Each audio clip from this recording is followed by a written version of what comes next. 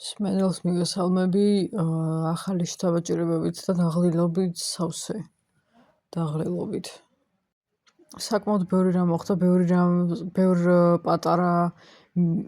პატარა მიღწევა მაქვს და ბევრი რაღაც გადავლახე იმის მერე, რაც ბოლოს პოდკასტი ჩავწერე და ეს იყო ახალ წელს, ახალი წლის სერიის მერე.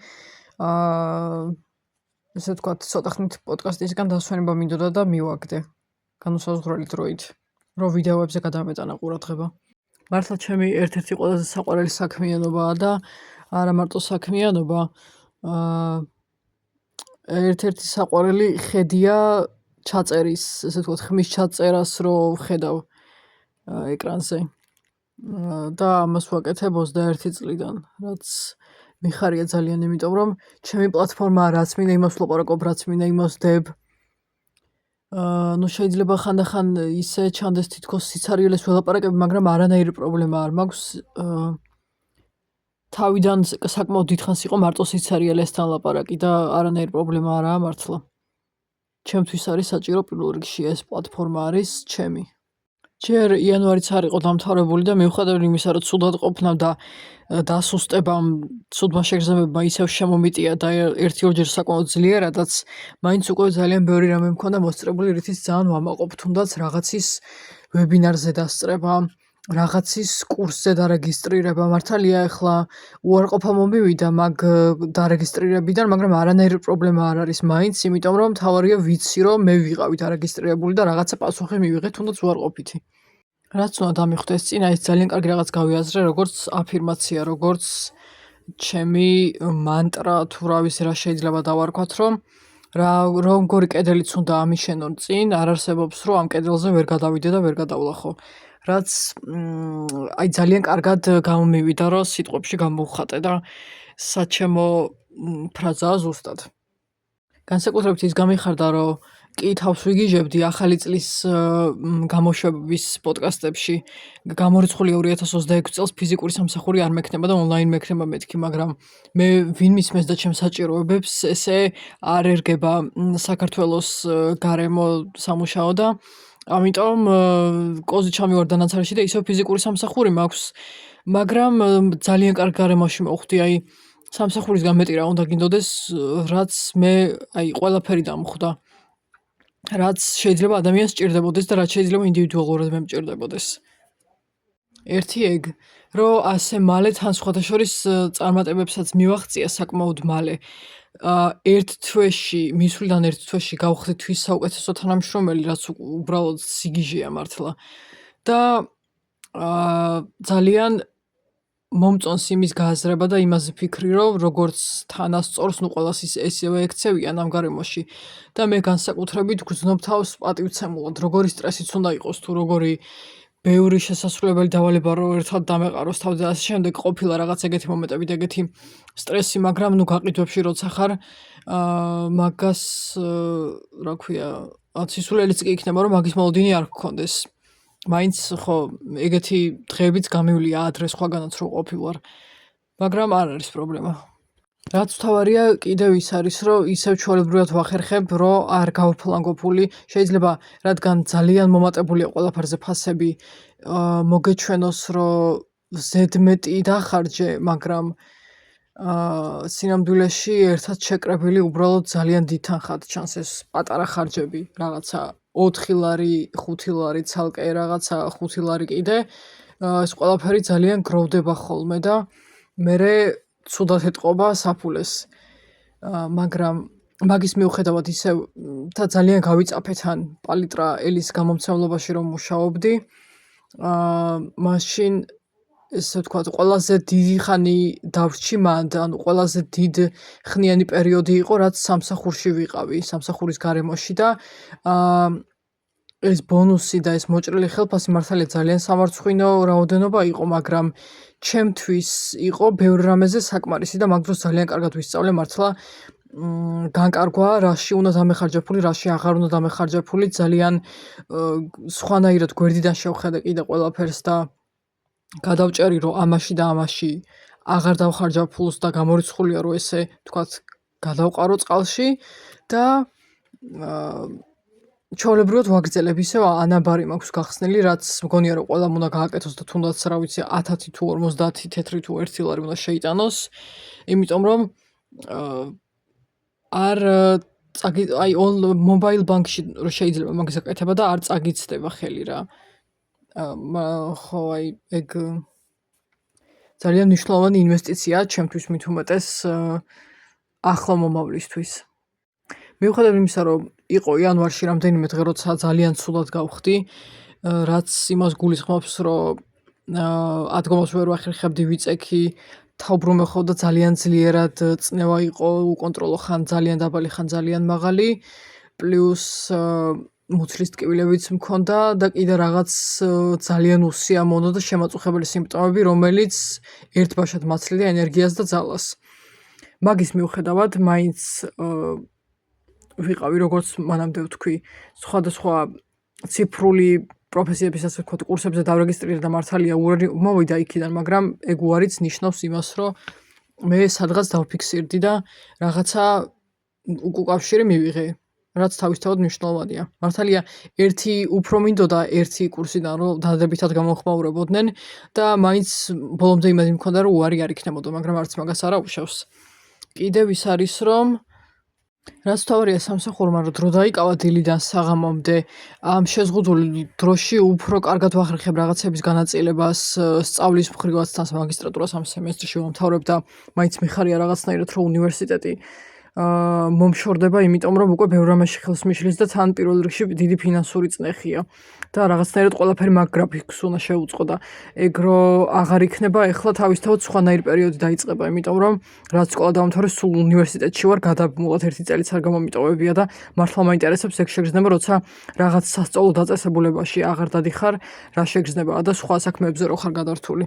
რაც შეეხება დროის კარგად განაწილებას შეზღუდული დროის გამო, რაღაც ესე ვთქვათ, სხვადასხვა რაღაცების განაწილებას, კარგია ის, რომ დიდხანს ექიმთან დიდხანს გადადებული ვიზიტებით ჩავნიშნე და ვიყავი, რაზეც დიდხანს მინდოდა, რომ მივსულიყავი და ძალიან კარგია, კარგი სტაბილურობის და წესრიგის შეგრძნება მაქვს მაგ დროს, რომ საქმეებს ვაგვარებ თან მალე ისე, რომ ხელი არაფერში არ მეშლება.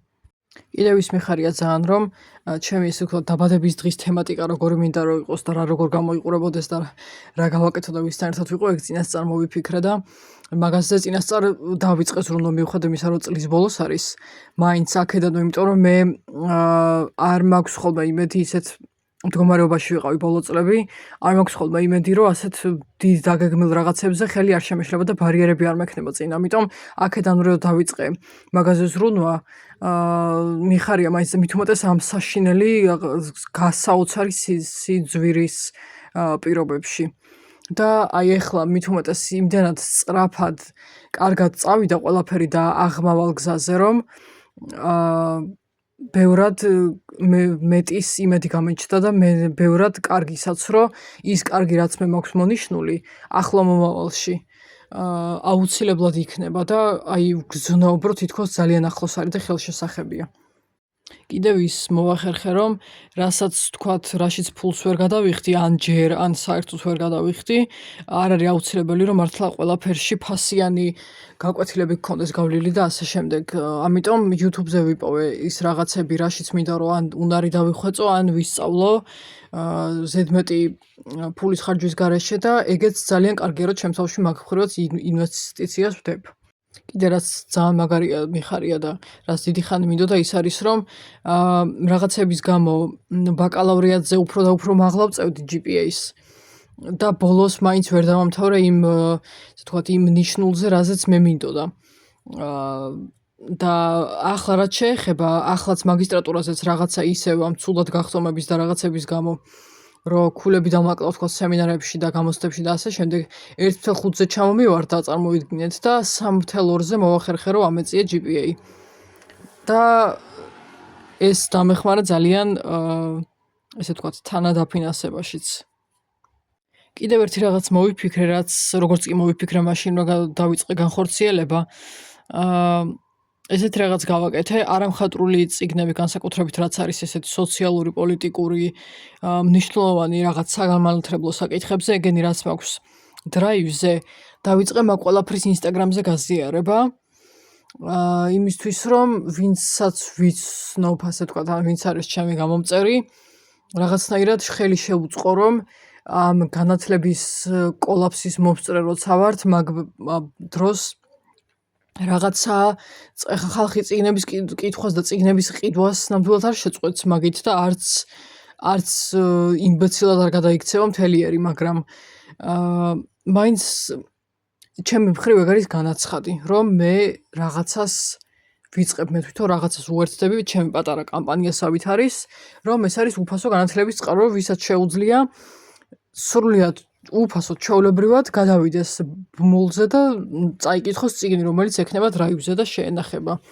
ეგ რომ მოვიფიქრე, ერთი-ორი ადამიანისგან კარგი გამოხმაურებაც მოყვა და ეს იმას ნიშნავს, რომ ვიღაცამ ყურადღება მიაქცია, რაც კარგია. კიდევ უცხო ენებს ვაგრძელებ, ახალი ენებიც დავიწყე და ასევე ვიყავი ადამიანის უფლებების შესახებ ერთ-ერთ ვორქშოპზე და ბოლომდე გავძელი, მიუხედავად იმისა, რომ ლამის სიკვდილის პირას ვიყავი, უკიდეგანოდ ცუდად, მანამდე მარტო რამდენიმეჯერ თუ მახსოვს, რომ ეგრეთ ცუდად გამხდარიყავი.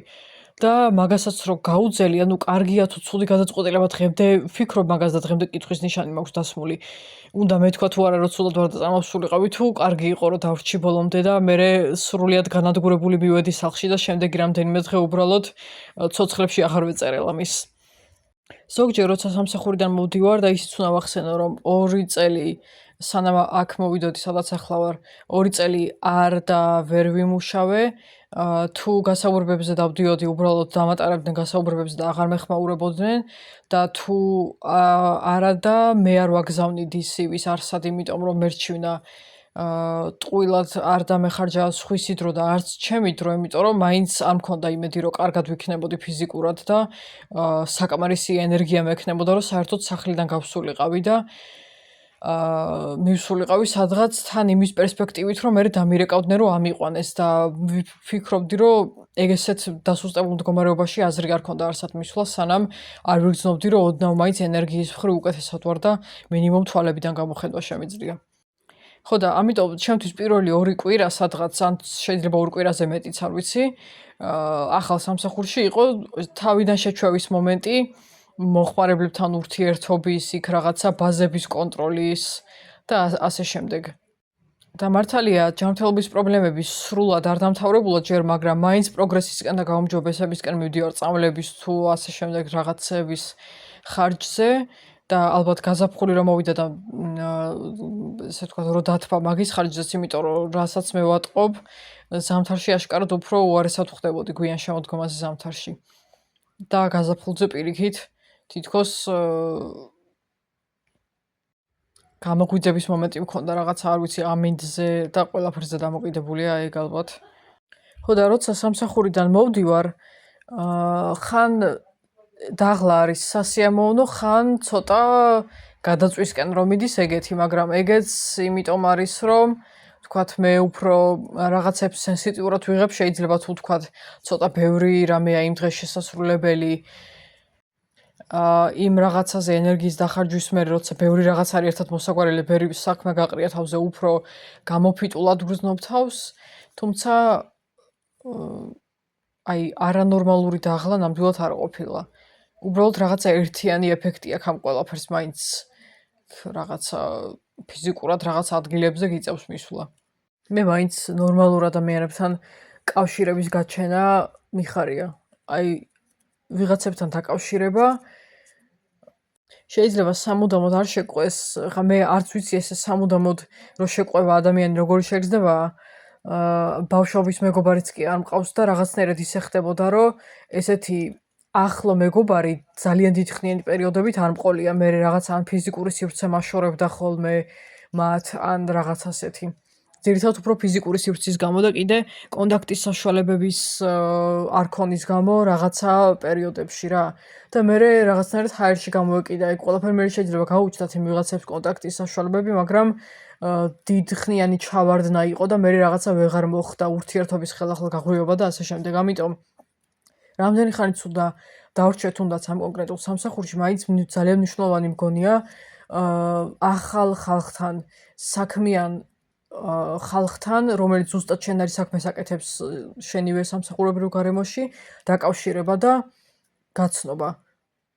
მით უმეტეს ისეთ ხალხთან, რომელიც სიტყვიერად მეუბნება ჩემ მიმართ რა დამოკიდებულება აქვს, რომ პატივს სცემენ, რომ თანასწორად მემყრობიან და რომ ამჩნევენ ჩემს ძალისხმევას.